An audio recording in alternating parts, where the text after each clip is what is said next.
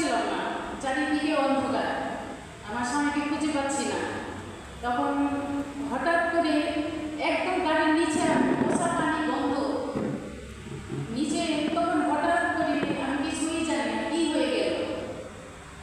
হঠাৎ তখন নিচে আমি তাকে দেখি গাড়ির উপরে আমি দাঁড়িয়ে আছি, নিচে থেকে কেমন করে পড়ে গেলাম, আমি কিচ্ছু বলতে পারলাম না। তখন তখন বললো, আমাদের হাত ধরো, এই তো আলো আছে, দেখে আসো। একটা লোক হাত বাড়িয়ে দিল, ভাবলাম ঈশ্বর আমাদের রক্ষা করছে, হাত ধরে আমাকে উঠিয়ে দিল। এভাবেই মানুষের মাধ্যমে আমাকে রক্ষা করে। তখন ঈশ্বরকে ধন্যবাদ দিলাম, অনেক ধন্যবাদ, তুমি আমাদের রক্ষা করেছো, আমাদের কিচ্ছু হয়নি। শুধু ড্রাইভারটা মাথা কেটে গেল, কাজ ভেঙে গেল, গাড়ি সব ইটি ভেঙে গেল। আমি দেখলাম একদম গাড়ির উপরে আমি দাঁড়িয়ে আছি। তখন আমার স্বামী আমাকে আমার হাতে হাত ধরলো, বললো, এই তো আমি এখানেই, তো তুমি আমাকে খুঁজছো কেন? তারপরে শেষে আমি চুপ করে দাঁড়িয়ে রইলাম। তখন আমাদের দুজনকে টেনে উঠালো।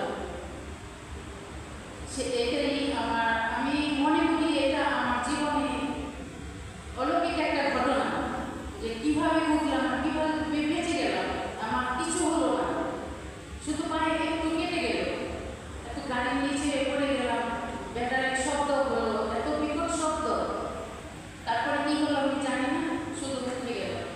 তাই ঈশ্বরকে আমি ধন্যবাদ দিই। এটাই আমি বলতে চেয়েছিলাম। আমি অনেকদিন ভাবছিলাম এই জন্মমালার অনুষ্ঠানে আমি বলবো এটা আমি মনে করি অলৌকিক ঘটনা। তাই প্রভু যিশুকে আমি ধন্যবাদ দিই, আমাদের এই পর্যন্ত বাঁচিয়ে রেখেছে। ধন্যবাদ।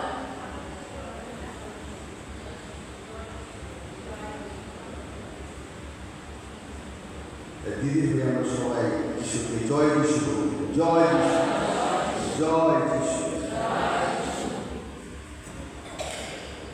আমরা এখন আরেকটি অনুষ্ঠানে প্রবেশ করছি, আর সেটা হলো নিরাময় অনুষ্ঠান। খুবই গুরুত্বপূর্ণ। তাহলে আমরা প্রত্যেকে নিরাময় চাই, এবং এই অনুষ্ঠানটি কয়েকটা ধাপে হবে। আমরা কি তাই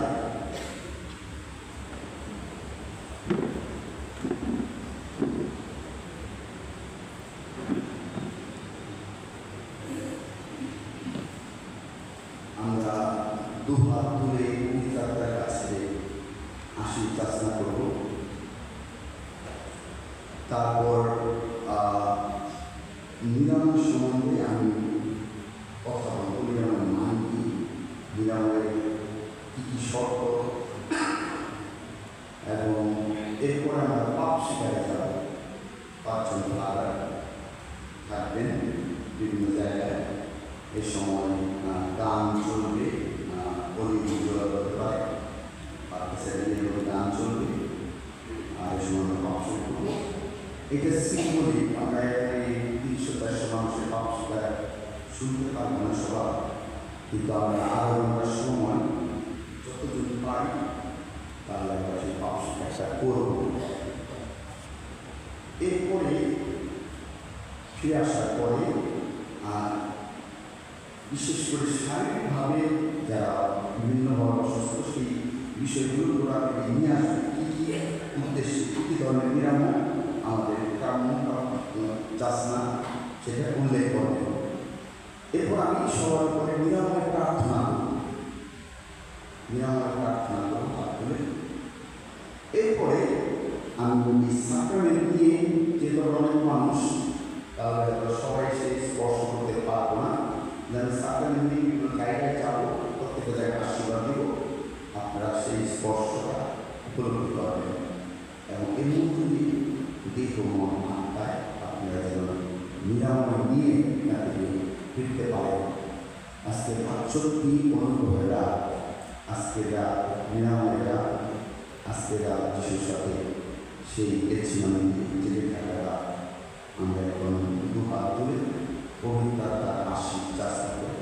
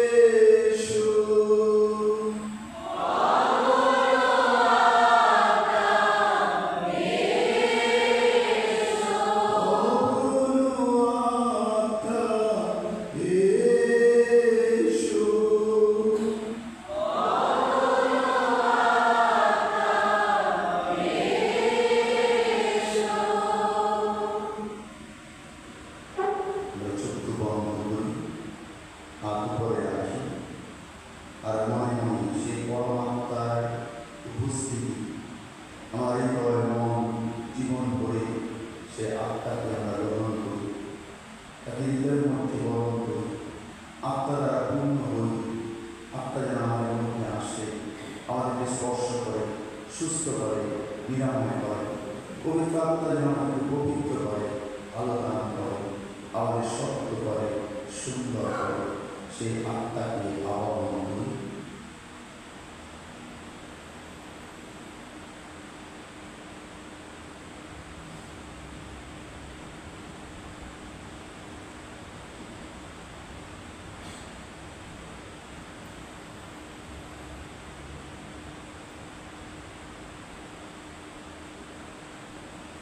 তোমার আত্মার প্রেরণে বিশ্বে নবসৃষ্টি হোক।